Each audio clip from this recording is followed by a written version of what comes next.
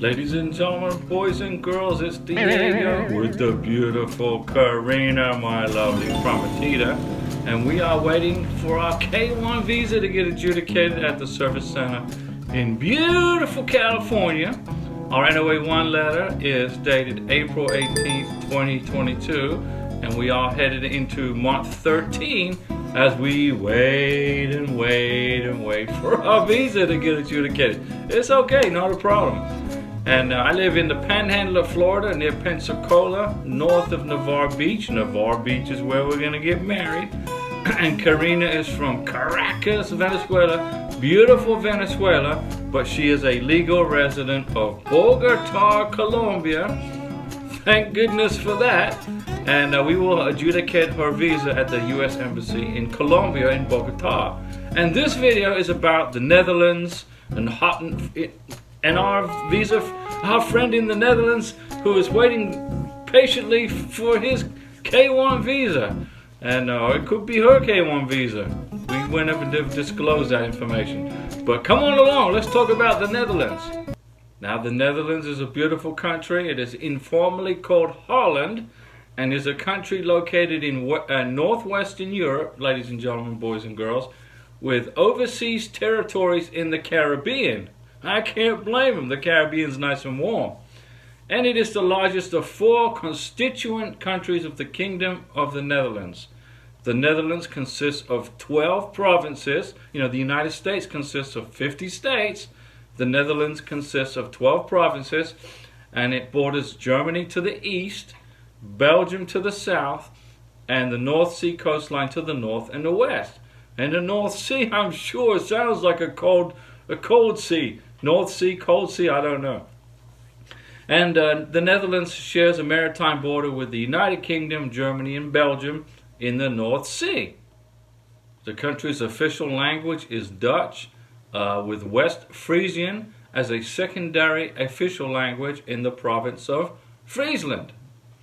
And Dutch, English, and Papiamento are official in the Caribbean territories, okay? And the 4 largest cities in the Netherlands are Amsterdam, Rotterdam, The Hague, and Utrecht. Now, The Hague is where the U.S. Embassy is located. Now, I've been to the Netherlands twice, once in 1979 and then again in 1996. So I went there twice, once for the day on a bus trip through Europe, and the second time I went there for a week's vacation in a place called Spijkenisse. It's a beautiful part of the world, and I enjoyed my time in the Netherlands. Okay? Now, the Amsterdam is the country's most populous city and the nominal capital. I think I flew through Amsterdam, but I actually traveled to Rotterdam and Spijkenisse and the Keukenhof Gardens. Now, The Hague holds the seat of the States General Cabinet and the Supreme Court. Now, the port of Rotterdam is the busiest seaport in Europe, okay? And Schiphol is the busiest airport in the Netherlands and the 3rd busiest in Europe. So I would probably assume that when you get your K1 visa, ladies and gentlemen, boys and girls living in the Netherlands, you're going to fly out of Schiphol Airport. Now, the word Netherlands literally means lower countries, okay? In reference to its low elevation and flat topography, and with nearly 26% of the country falling below sea level. And I remember when I was in Holland, in the Netherlands, I was getting a taxi ride in Rotterdam, and the taxi driver told me that they plant trees wherever they can find space in the Netherlands because the tree roots will suck up the water if there's any heavy rain real quick, and that helps prevent flooding. So that's pretty interesting information. Now, most of the areas in the Netherlands that are below sea level are known as the polders, okay?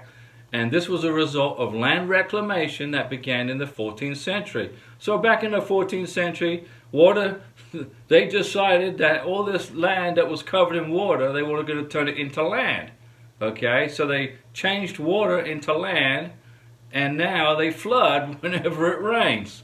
Now, the Netherlands has a population of 17.8 million people, and they all live within an area of 16,160 square miles.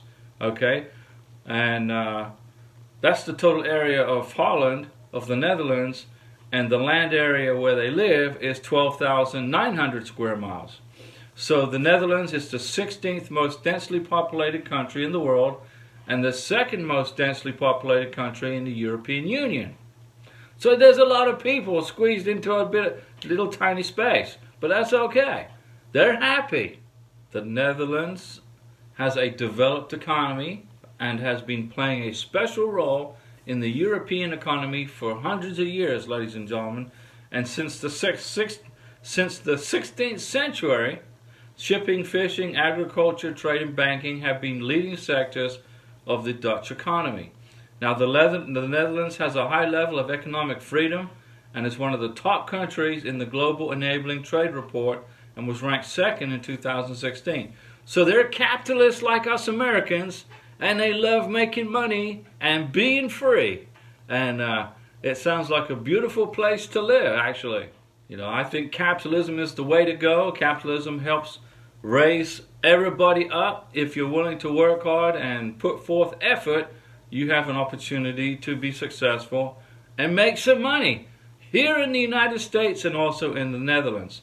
Now, the Netherlands was ranked 5th as the most competitive economy in the world by the Swiss International Institute for Management Development in 2017.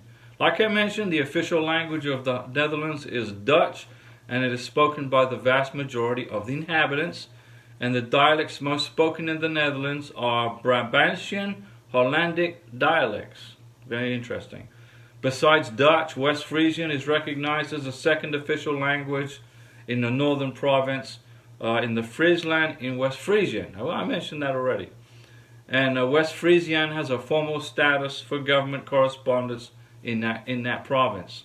And 4 other languages are protected under the European Charter for regional or minority languages. In every video I make, I'm always advocating the protection of indigenous and languages that began in the very beginning of this country, Protect the indigenous languages. When I traveled through Holland in 1979, I spent the day there, and then I spent the night in Belgium. But while I was in Holland, I visited the Keukenhof Gardens, and Keukenhof translated into English means kitchen garden, okay? And this area is also known as the Garden of Europe, and it is one of the world's largest flower gardens situated in the municipality of Lisse in the Netherlands. Beautiful place, I'll never forget it. And according to their official website, Keukenhof Park covers an area, so it's spread out over 79 acres, and approximately 7 million flower bulbs are planted in the gardens annually. Ooh, that's a lot of weeding and a lot of work. And Keukenhof is famous for its tulips and also features numerous other flowers, including hyacinths, daffodils, lilies, roses, carnations, and irises. So I'll never forget the beauty of the Keukenhof Gardens. But now let's talk about food, my favorite subject. Now, originally, the Netherlands cuisine was shaped by the practices of fishing and farming, okay, including the cultivation of the soil for growing crops and raising domesticated animals. And I'm assuming that would be cows, sheep, pigs, things like that. Now, Dutch cuisine is simple and straightforward, okay, and contains very many dairy products. So they love cooking with milk and cheese, dairy products, yogurt, things like that. Now, breakfast and lunch are typically bread with toppings with a cereal for breakfast as an alternative. So I guess they love to eat their Cheerios in Holland. I don't know. What's your favorite cereal? And I guess they skip lunch, and then they have a traditional dinner which consists of potatoes, meats, and vegetables, seasonal, which is seasonal like anywhere in the world. And the Dutch diet is very high in carbohydrates, ladies and gentlemen, boys and girls. And this basically is a carryover reflecting the dietary needs of the laborers that built the Holland and put the Netherlands together. So they ate a high-carb diet. Now let's talk about the U.S. Embassy and K1 visas in the beautiful Netherlands. Now, The U.S. Embassy is located at The Hague, okay? This is the address right here to the U.S. Embassy. And then right here, this is the phone number to the U.S. Embassy. And the U.S. Consulate General in Amsterdam is providing immigrant services. So they provide services for IR1 visas, CR1 visas, CR2, IR5.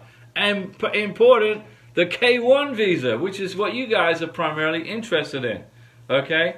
And they also help folks with diversity visas and employment. If you want to get a job at the embassy, they're hiring.